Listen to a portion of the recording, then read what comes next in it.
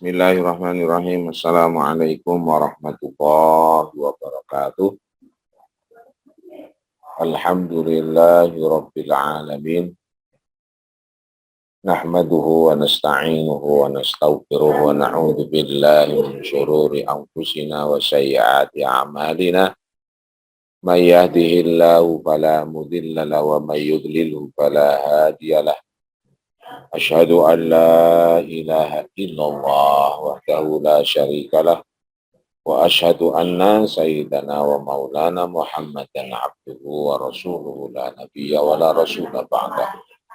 Allahumma salli wa sallim wa barik ala sayyidina Muhammadin wa ala alihi wa ashabihi wa tabi'in wa tabi'in tabi'in wa man tabi'ahum bi ihsanin ila yaumiddin, amma ba'd.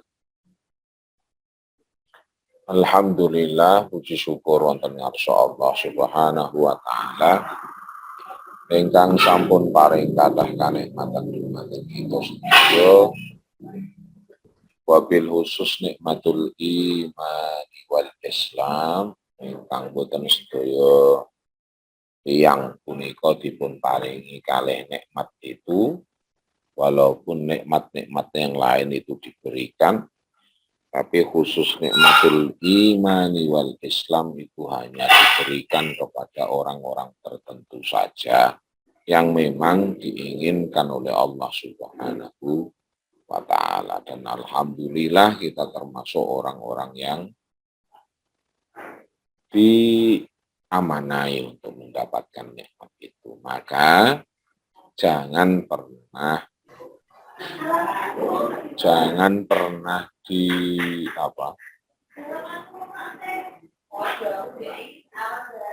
dihilangkan atau dibiarkan hilang begitu saja keimanan dan keislaman tersebut. Oleh karena itu, selalu yang namanya khotib Jumat itu mengingatkan kita semuanya dengan ayat wala tamutunna illa wa antum muslimun. Janganlah kita tinggalkan dunia ini kecuali dalam kondisi iman dan Islam. Saderengipun kita wiwiti, monggo kula dherekaken panjenengan nyuwun wonten ngarsa Allah Subhanahu wa taala lumantar suratul Fatihah. Ya Allah Subhanahu wa taala niku paring nur dumateng kita sedaya, paring pemahaman ingkang leres babagan ngendikanipun Allah Subhanahu wa taala. Dan mudah-mudahan karena amaliyah ini Allah Subhanahu wa ta'ala ridho kepada kita semua. Amin. Allahumma amin. Ridho illah wa ridho Rasulillah Muhammad sallallahu alaihi wasallam wa likulli niyatin salihatin jami'atin syamilah naftatihu darsana bi qiraatil Fatihah. A'udzubillahi minasyaitonir rajim. Bismillahirrahmanirrahim. Alhamdulillahi rabbil alamin arrahmanir rahim maliki yaumiddin. Iyyaka na'budu wa iyyaka nasta'in. Ihdinas siratal mustaqim. Siratal ladzina an'amta 'alaihim ghairil maghdubi 'alaihim waladdallin.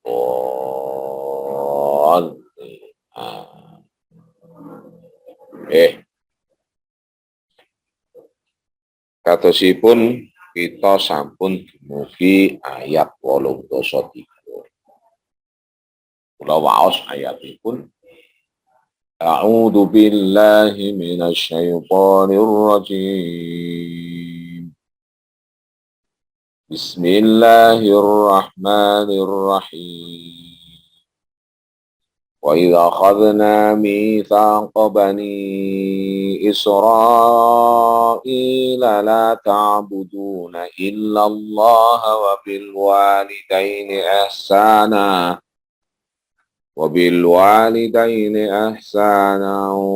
وذي القربى واليتامى والمساكين وقولوا للناس حسنا وأقيموا الصلاة وآتوا الزكاة ثم توليتم إلا قليلا منكم وأنتم معرضون.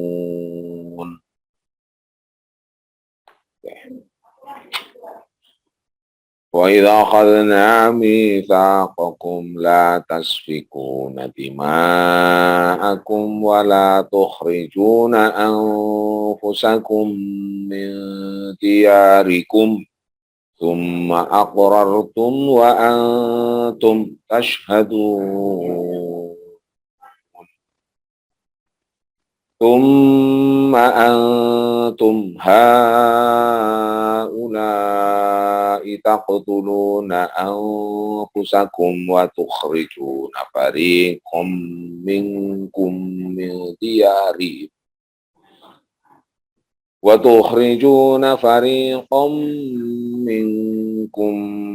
من ديارهم تظاهرون عليهم بالإثم والعدوان وإن يأتوكم أسارى تفادوهم وهو محرم عليكم إخراجهم أفتؤمنون ببعض الكتاب وتكفرون ببعض فما جزاء من يفعل ذلك منكم إلا خزي في الحياة الدنيا ويوم القيامة يردون إلى أشد العذاب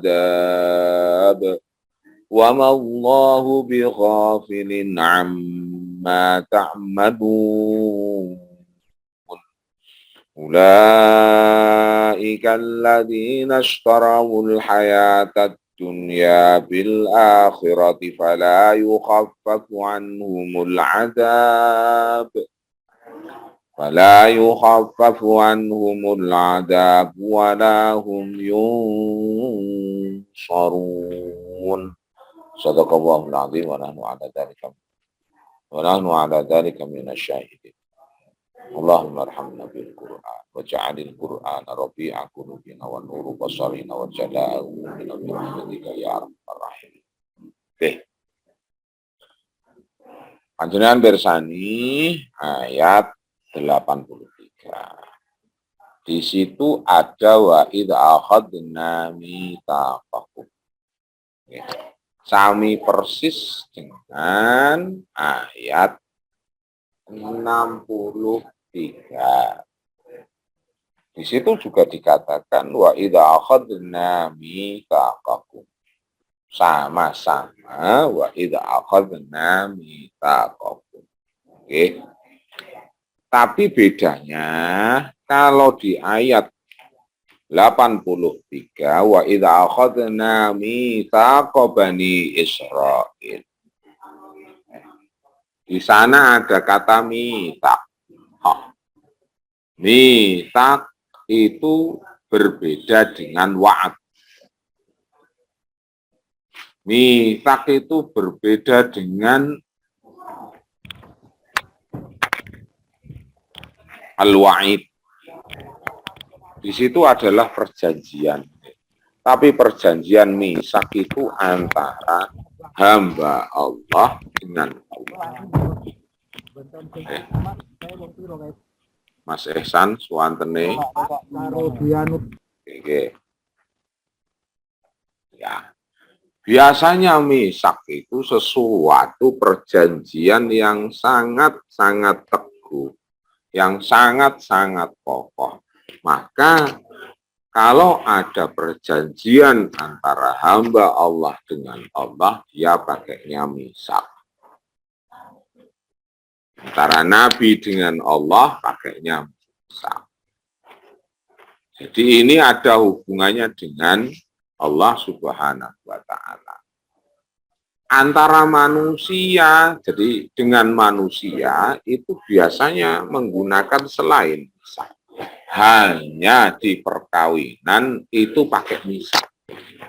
Jadi ketika panjenengan bapak-bapak itu meminta kepada calon mertua, ya, anaknya untuk kita nikahi, itu pakainya misak. Karena kita mengambilnya atas nama Allah Subhanahu wa Ta'ala.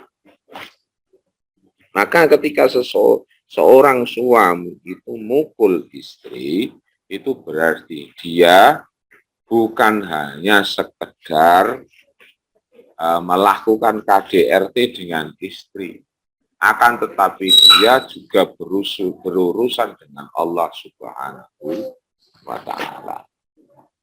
Berat.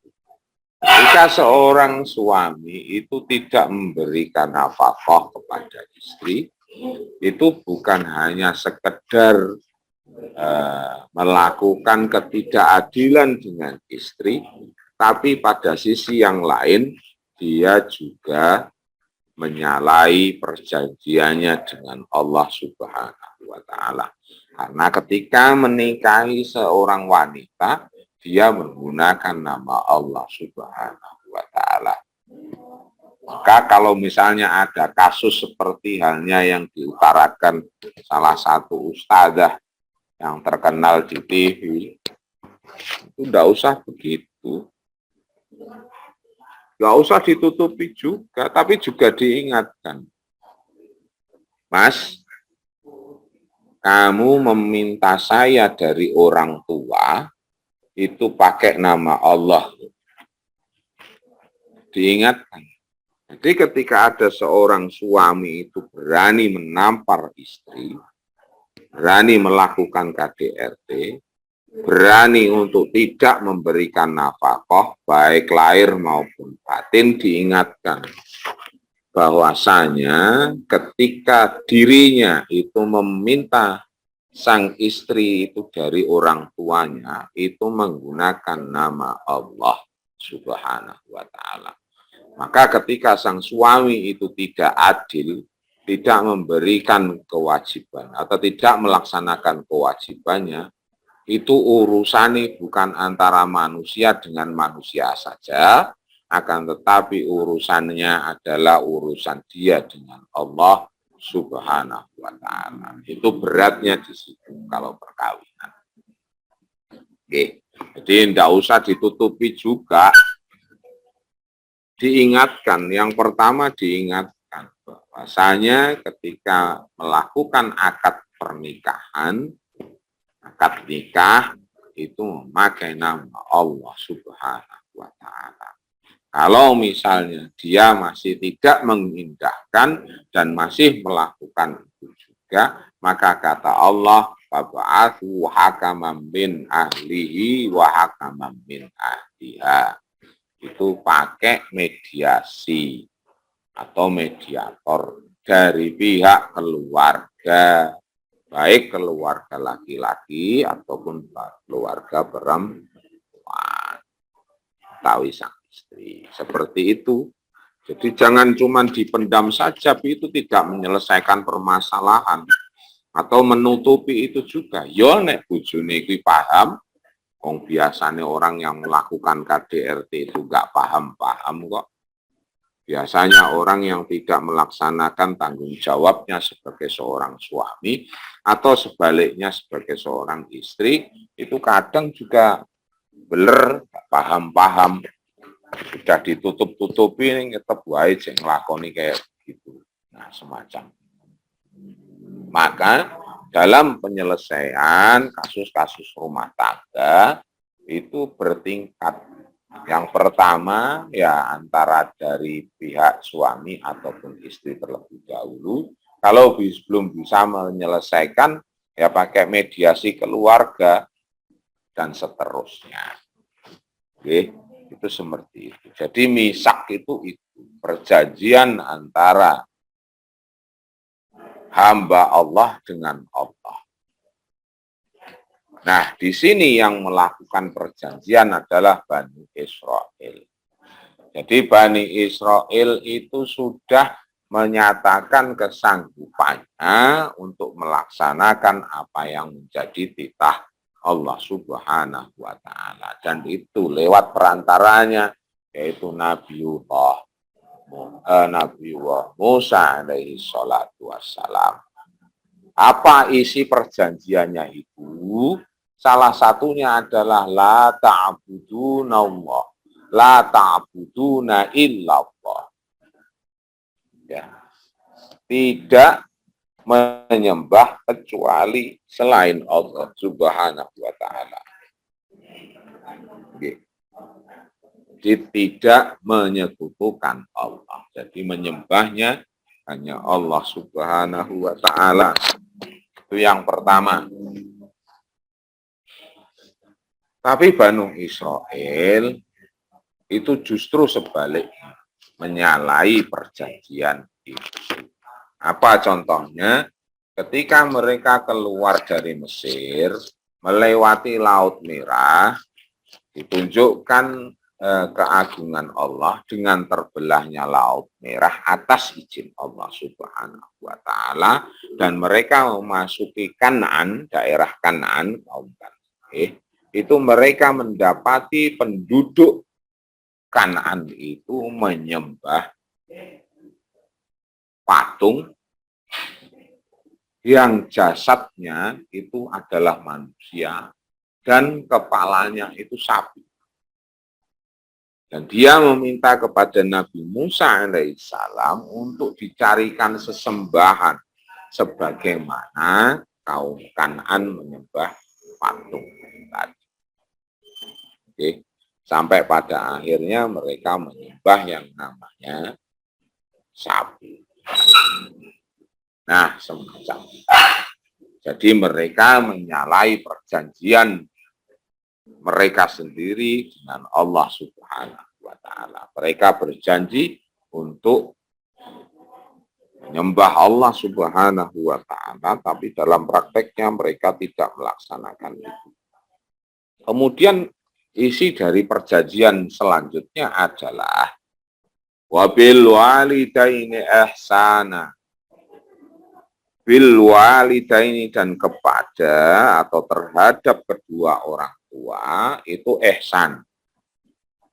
Ihsan itu dari kata ahsana yuhsin. Kebaikan itu puncaknya di ihsan.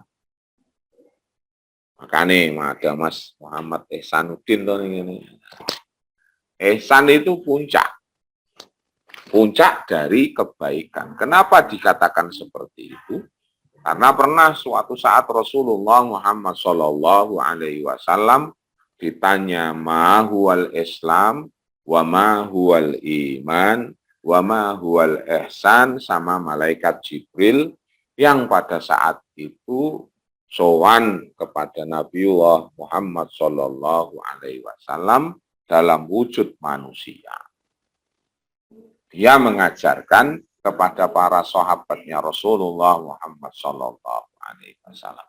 Jadi kalau dibuat bagan itu seperti piramida.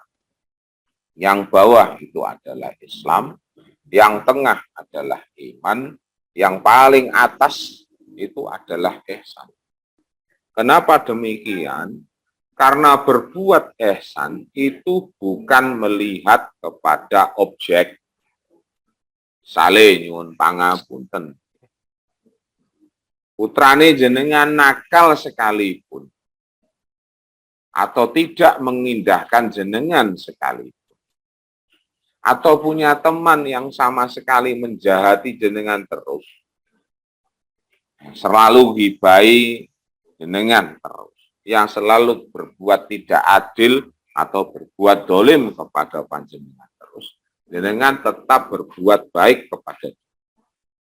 Bukan karena melihat dianya itu bagaimana, tapi melihat siapa Allah Subhanahu wa Ta'ala. Sehingga kon untuk berbuat baik, yang memerintahkan untuk berbuat baik itu Allah Subhanahu wa Ta'ala. Saya tidak ada urusan dengan dia yang selalu berbuat jelek terhadap saya.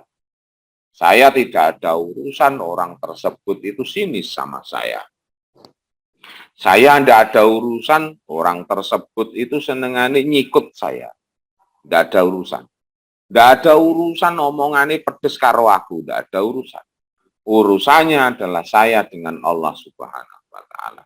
Kalau Allah memerintahkan kepada kita untuk berbuat baik terhadap siapapun itu, misalnya contoh orang tua, wong tua kuwi senengane nyeneni. Orang tua itu misalnya tidak membagi pilih kasih sama anak-anaknya, bilalah awake dhewe itu tidak dikasihani atau dipinggirkan dan lain sebagainya, ning jenengan tetap berbuat baik kepada orang tua panjenengan karena memang Allah memerintahkan tersebut. Sekali lagi ini melihat kepada subjeknya yaitu Allah Subhanahu wa Ta'ala. Maka orang muhsin begitu. Dengan bersani Rasulullah Muhammad Shallallahu Alaihi Wasallam tidak ke masjid itu didoni sama seseorang. Saben tidak di masjid didoni. Saben tidak di masjid didoni. Maka ketika orang sing ngedoni itu yang meludahi ini tidak ada. Itu Rasulullah tanya, "Loh, aku ki biasane didoni karo wong kok saiki ora enak." Kanjeng Rasul, ingkang meludahi panjenengan nembe gerah. Apa yang dilakukan oleh Rasulullah Muhammad Shallallahu Alaihi Wasallam? Menjenguknya. Tilik itu bukan hanya sekedar orangnya tok pripun pun sehat, enggak begitu. Tapi juga membawa buah tani, mendoakannya. Maka orang ini terus berubah atas izin Allah Subhanahu wa Ta'ala. Itu namanya ihsan. Jadi kalau misalnya seseorang dikasih nama ada ihsannya, itu harapannya orang tua orang ini atau anaknya ini itu melakukan sesuatu bukan karena melihat objeknya. Nah, sekali lagi bukan melihat sesuatu itu pada objeknya. Tapi melihat sesuatu itu pada siapa subjeknya. Semacam itu. Jadi sekali lagi, wabil walidaini ihsana itu berbuat baik kepada orang tua, itu melihat kepada siapa yang memerintahkan itu, yaitu Allah Subhanahu wa Ta'ala. Tapi daring, oke. Wadil kurba dan kepada kerabat. Kerabat itu sederek.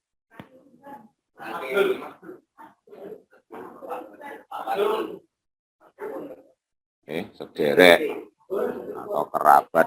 Baik itu kerabat dekat atau kerabat jauh. Saged nak dulur atau misalnya saudara dekat atau saudara jauh atau pakde, putra-putrane dan lain sebagainya itu masih kerabat. Itu berbuat baik dengan dasar ihsan tadi. Makanya abot seseorang dikasih nama Muhammad Ihsanuddin itu berat.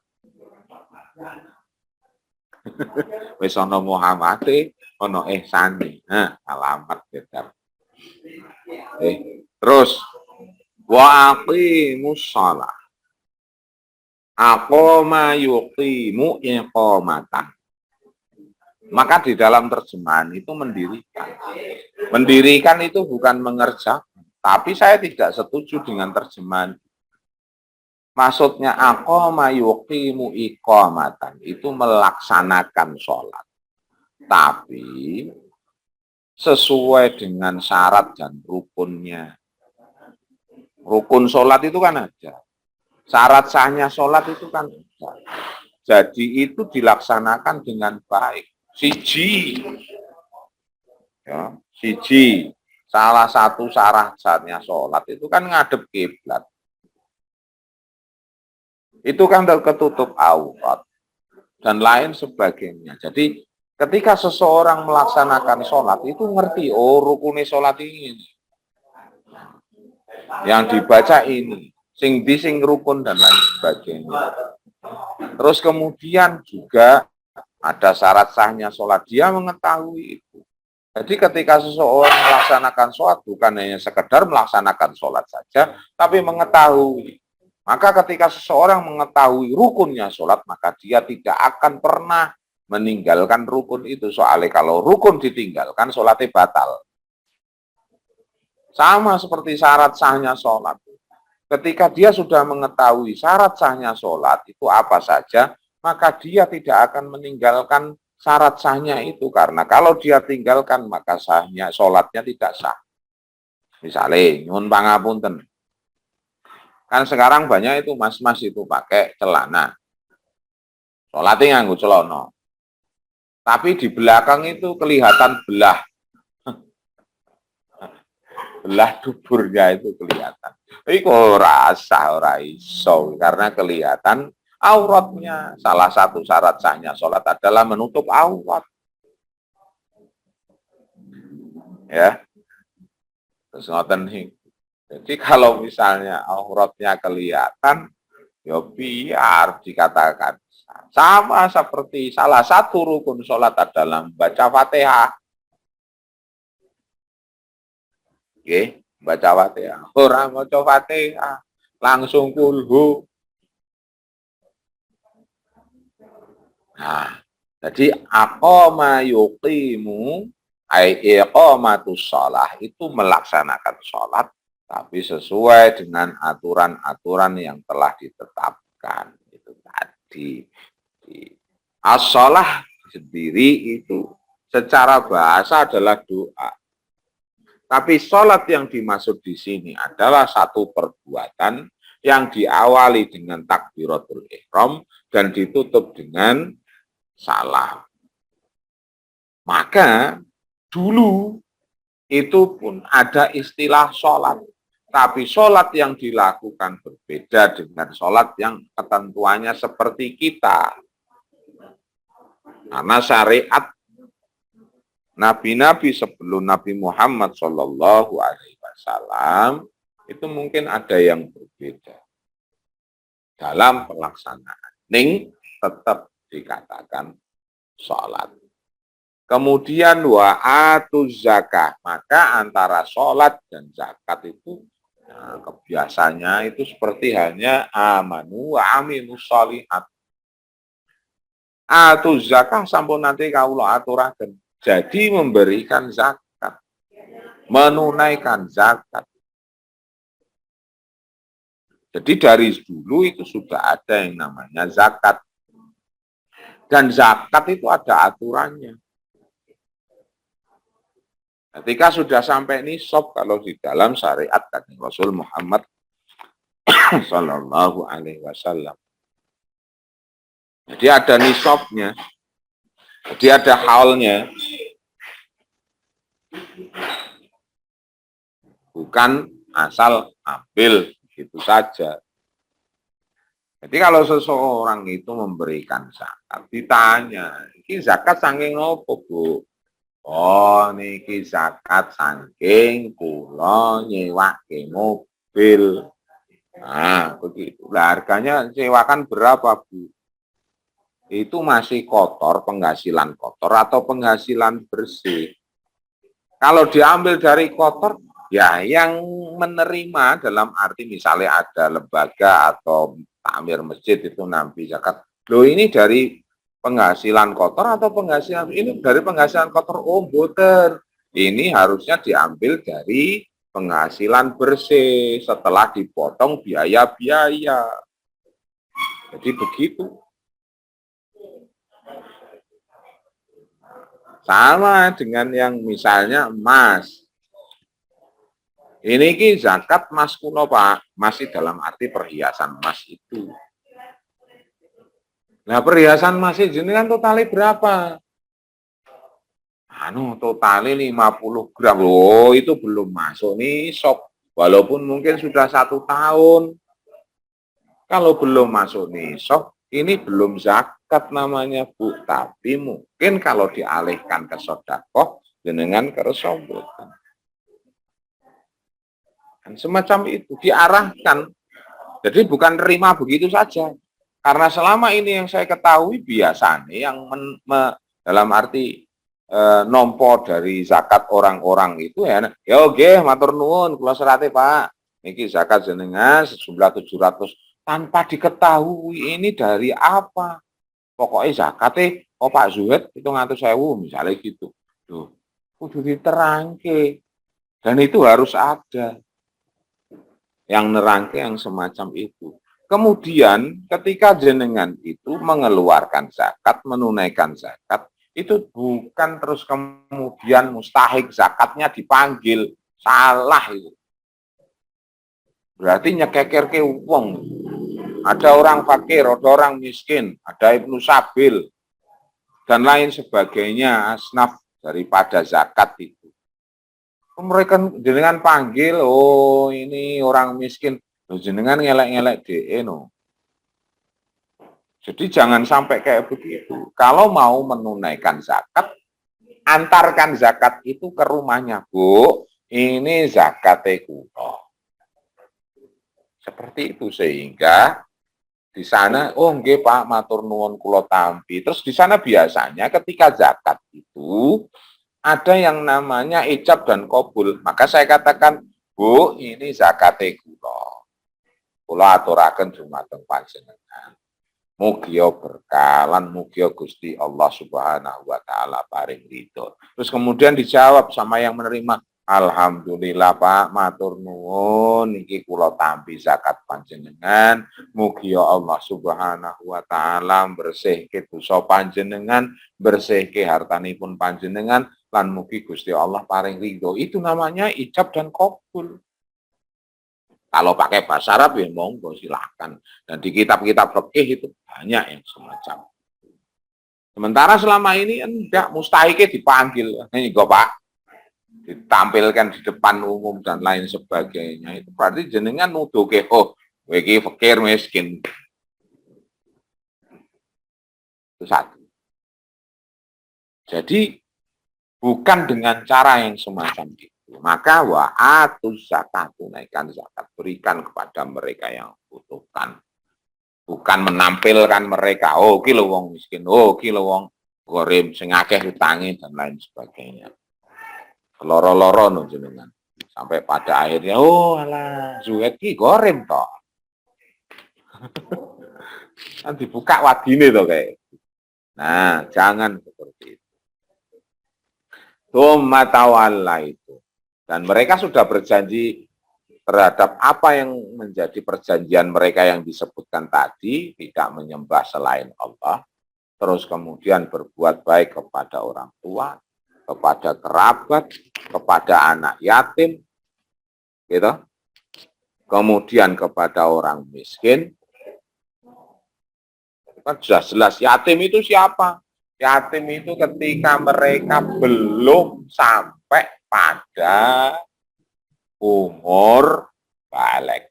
Kalau sudah balik, ya ndak yatim namanya. Kalaupun mereka itu nyun pangapunten, dalam kategori miskin bisa masuk asnaf zakat. Tapi kalau di luar itu, terus sekalipun sugih Pak, sekalipun sugih, sekalipun anak yatim itu mempunyai warisan ini tetap dia yatim. Maka kepada anak yatim, saya ajalah jeneng minimal punya apa nih, hak asuh anak yatim, raketang siji apa dua, monggo terserah sekemampuan panjenengan. Karena penting banget. Karena Rasulullah Muhammad Shallallahu Alaihi Wasallam niku nanti dawuh ngeten. Ana wa kafilul yatim kahadza ini asobi ini. Aku kuwi karo sing ngurusi anak yatim, dalam arti yang menjadi orang tua asuh dari anak yatim itu seperti dua jari ini. Terus kemudian Rasulullah mengatupkan begini. Artinya dia dan Rasulullah engko bareng ning surgane ya bareng. Posisinya surganya ya bareng karo Kanjeng Rasul. Itu kalau misalnya dia peduli terhadap anak yatim. Walaupun sugih Pak, walaupun sugih.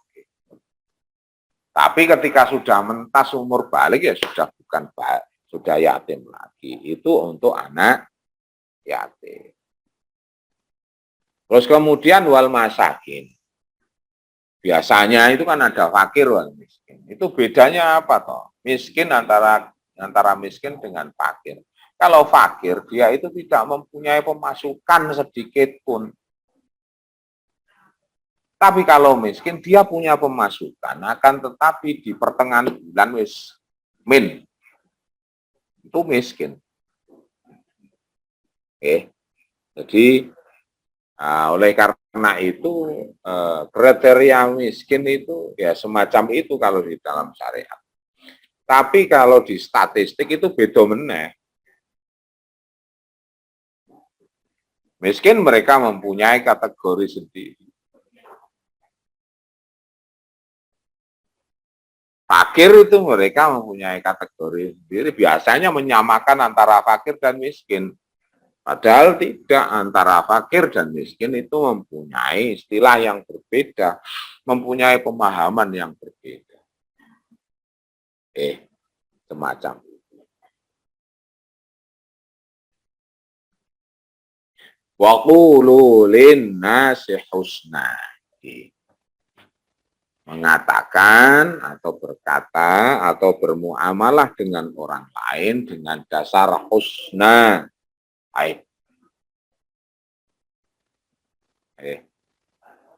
Terus baru setelah itu aqimus shalah wa atuz zakah. Jadi kalau wau kebelanjuran kula jadi langsung wa aqimus shalah.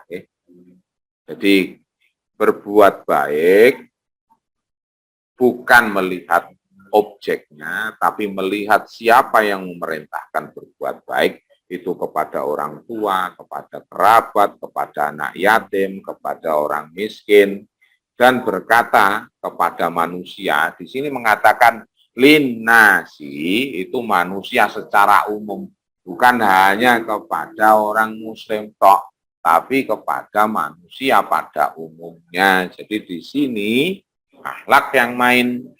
Jadi walaupun bertemu dengan manusia dengan berbagai macam latar belakang yang berbeda, latar belakang pendidikan, latar belakang budaya, latar belakang apapun, termasuk pakulitan dan lain sebagainya, karakter dan lain sebagainya, dia tetap mengucapkan yang baik-baik. Terus wa aqimus sholata wa atuz zakah sampun kula aturaken tawallaitum, kemudian mereka tidak menepati apa yang menjadi perjanjian antara mereka dengan Allah Subhanahu wa taala. Illa itu istisna, harful istisna, huruf yang mengecualikan. Kecuali qalilam minkum, hanya sedikit di antara panjenengan sedaya. Kum di situ adalah Banu Israel. Berarti hanya sedikit dari kalangan Banu Israel yang memang betul-betul menepati apa yang menjadi perjanjian mereka dengan Allah Subhanahu wa taala. Perjanjian untuk melaksanakan kebaikan, ketaatan. Dan kebanyakan mereka karena disebut qalil kan sedikit. Berarti kebanyakan mu'dhamuhum itu menyalahi perjanjian mereka dengan Allah Subhanahu wa taala. Wa antum mu'ridun, dan panjenengan sedaya mu'ridun itu berpaling.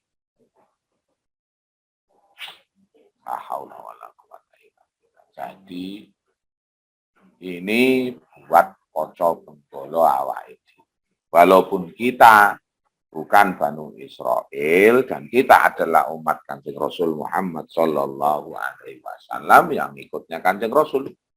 Kanjeng Rasul pernah tidak menyembah selain Allah? Tidak pernah. Kepada orang tua, beliau baik tidak? Baik sekali. Kepada anak yatim bagaimana? Baik. Kepada kerabat bagaimana? Baik.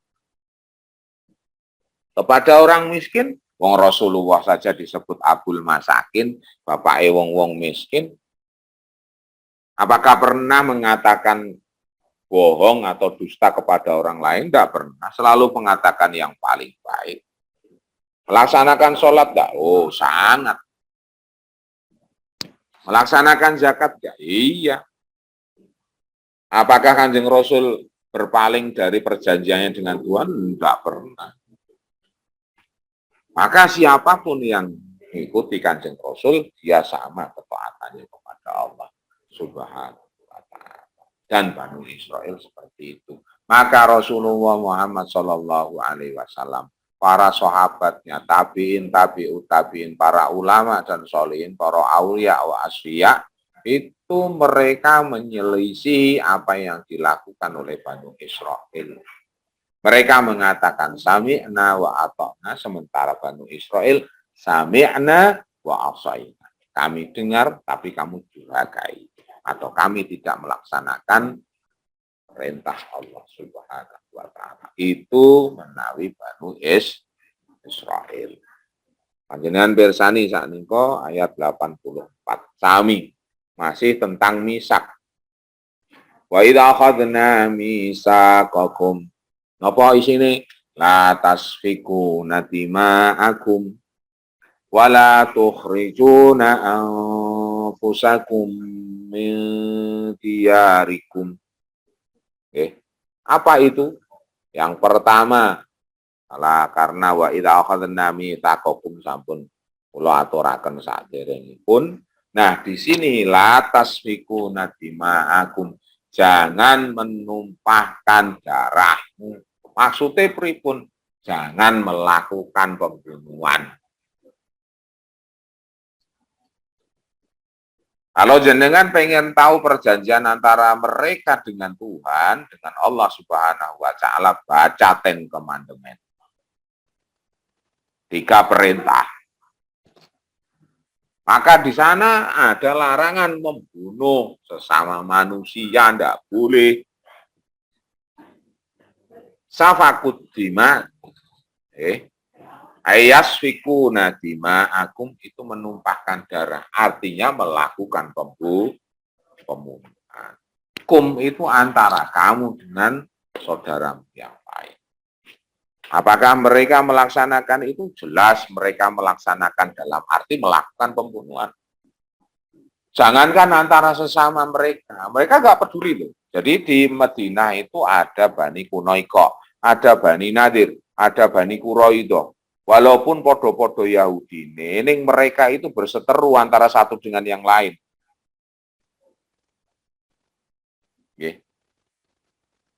Yang penting mereka ngurusi dirinya sendiri dan kelompoknya. Jangan sampai diri mereka dan kelompoknya itu kalah dengan kelompok yang lain. Jadi ada sifat kesukuan yang sangat. Kita jangan sampai seperti itu. Bahkan mereka rela untuk membunuh demi kepentingan mereka terselamatkan. Mereka gak peduli, sikut walaupun podo-podo Yahudi ini, apa meneh beda Yahudi. Jadi kalau ada di antara kita sing wani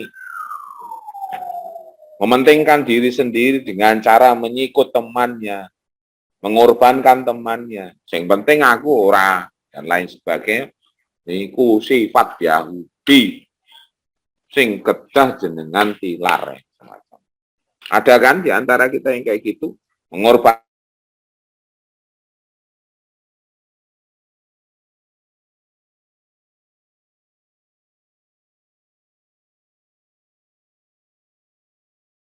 sampai ketika pelaksanaan haji ataupun umroh, goro-goro pengen ngambung hajar aswad itu saling sikut, saling menjatuhkan. Sing penting aku iso ngambung hajar aswad. Begitu enggak? Karena saya melihat dengan mata kepala saya sendiri. Aku pengen ngambung hajar aswad. Itu tinggal hanya beberapa senti dan saya melihat dengan mata kepala sendiri bahwasanya di sana ada ibu-ibu, gak peduli ibu-ibu, gak peduli bapak-bapak sing sepuh, gak peduli mudah pokoknya sikut yang penting aku bisa ngambung hajar aswad. Sama seperti di Raudhah. Sama seperti di Raudhah. Sowan dumateng Kanjeng Rasul Muhammad sallallahu alaihi wasallam. Iku gak peduli kok. Yang namanya nyuwun pangapunten ketika seseorang sudah duduk, wong Jawa iki lho kelangan Jawane. Biasanya kan derek langkung, nyuwun pangapunten Pak. Nyuwun sewu dan lain sebagainya. Enggak di sana. Lewati begitu saja. Pundai jangkai dan lain sebagainya. Apakah begitu yang diajarkan Rasulullah Shallallahu Alaihi Wasallam? Nah, itu jadi welingan awake dhewe. Napa niku? La tasfiku nadima agung sama nabinya mereka wae wani kok menyakiti kok apalagi dengan yang bukan nabi. Bukankah Nabi Zakaria dibunuh oleh mereka? Bukankah Nabi Isa itu disiksa oleh mereka sendiri? Bukankah Nabi Musa alaihi salatu wassalam itu juga mereka lukai perasaannya? Nah, kita jangan seperti itu. Wala tukhrijuna anfusakum min diyarikum. Dan jangan mengusir anfusakum min diyarikum. Mengusir kalau misalnya ada orang yang beda pendapat, terus kono kon metu bae aja ning kene, lain sebagainya podo trah Yahudi ini misalnya. Jadi mereka ketika bergabung di masyarakat itu tidak siap dengan perbedaan. Sehingga mereka tidak menghormati kalangan yang berbeda paham dengan mereka. Itu sifat Bani Israel kon metu kon lunga. Mereka tidak siap dengan adanya keberaneka-ragaman. Dan kalau sifat itu ada di antara kita, enggal-enggal dibuang, dibucal. Karena apalagi kita hidup di Indonesia itu sangat heterogen. Kalau kita hanya lebih cenderung kepada kesukuan kita, wong Jawa wae bahasane beda-beda. Antara orang Jawa Tengah dengan Jawa Timur itu sudah sangat berbeda. Orang Solo dengan orang Kudus sudah berbeda. Apalagi dengan orang Bumiayu. Apalagi dengan status latar belakang pendidikan yang berbeda. Apalagi dengan adat istiadat yang berbeda. Itu kalau misalnya kita mempunyai sifat yang semacam itu, sing beda kuwi kudu ditokke yo ngalamat. Maka kita harus siap dengan perbedaan, karena perbedaan itu bagian daripada sunnah Allah Subhanahu wa Ta'ala. Karena kita diminta untuk saling menghormati antara satu dengan yang lain. Rasulullah Muhammad Shallallahu Alaihi Wasallam itu salah satu hikmahnya kenapa kok disuruh hijrah ke Madinah, karena di Madinah itu komunitasnya berbeda. Rasulullah di situ sebagai orang Mekah yang hijrah atau muhajirin, sahabat-sahabat yang dari Mekah kan namanya muhajirin. Terus kemudian diterima oleh sahabat Ansor, itu mempunyai adat istiadat yang berbeda. Itu mempunyai latar kebudayaan yang berbeda. Itu mempunyai karakter yang berbeda. Contoh-contoh. Antara sahabiat atau sahabat tapi dari kalangan ibu-ibu. Itu berbeda antara orang Mekah dan orang Madinah. Oke. Satu, contohnya, kalau orang Mekah, kalau misalnya ibu-ibu dari Mekah, itu yang namanya ibu atau wanita itu lebih dominan. Saya ulangi lagi. Jadi kalau sahabiat, muhajirat, orang wanita-wanita yang hijrah, sahabatnya Kanjeng Rasul, tapi dari kalangan ibu-ibu, Itu kalau di tradisi orang Mekah yang mendominasi dalam keluarga itu adalah ibu-ibu. Maka jenengan pernah tahu mireng yang namanya Khalifah Umar bin Khattab yang ketinggal di luar itu serem, garang dan lain sebagainya, itu di rumah itu didukani oleh garwani. Karena memang tipikal orang Mekah yang namanya wanita itu lebih dominan. Berbeda dengan orang atau wanita dari kalangan Ansor. Yang dominan adalah laki-laki, bukan perempuan.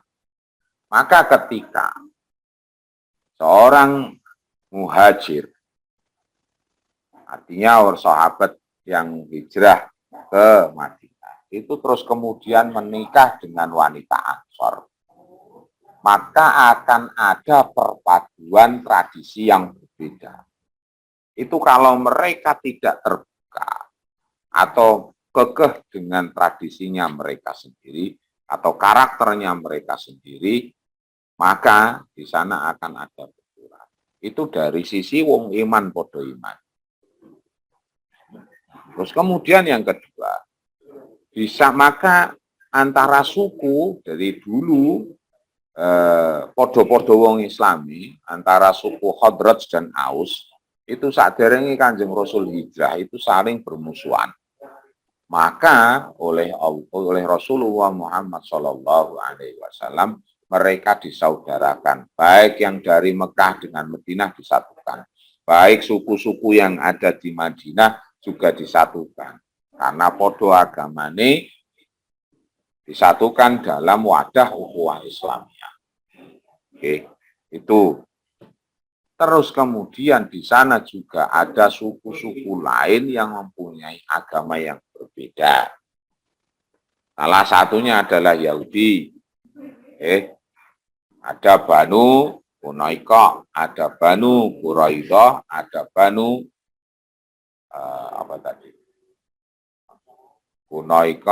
Quraidah, Nadir. Ya. Itu pun mereka diajak untuk melakukan perjanjian.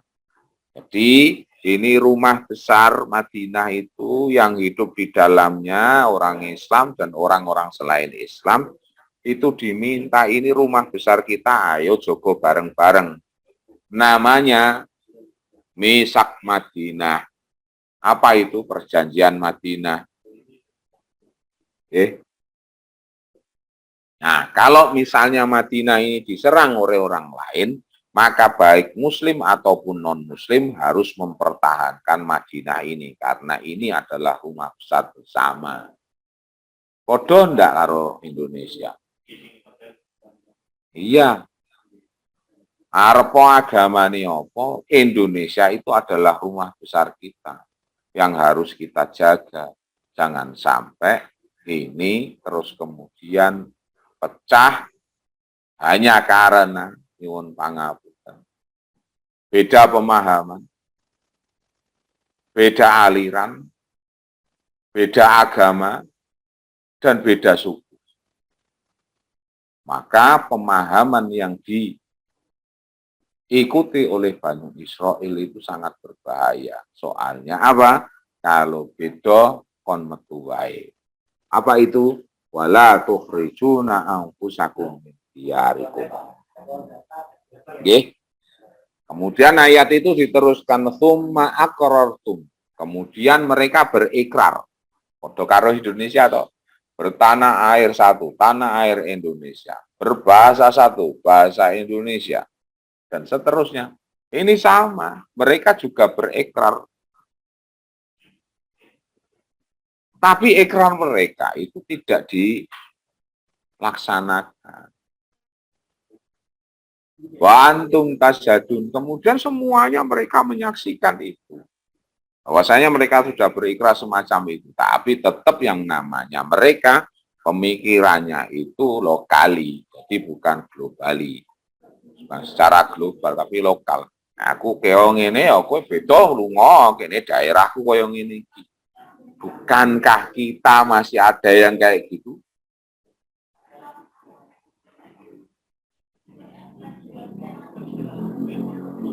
lihat. Maka janganlah kayak begitu. Itu Yahudi banget kayak begitu itu. Jadi berpikir kesukuan, berpikir kedaerahan, berpikir untuk kepentingan pribadi ataupun golongan. Itu Yahudi banget. Janganlah ngikut yang kayak gitu. Kita diminta untuk menyelisih. Manusia memang diciptakan berbeda. Pakulitane ya beda.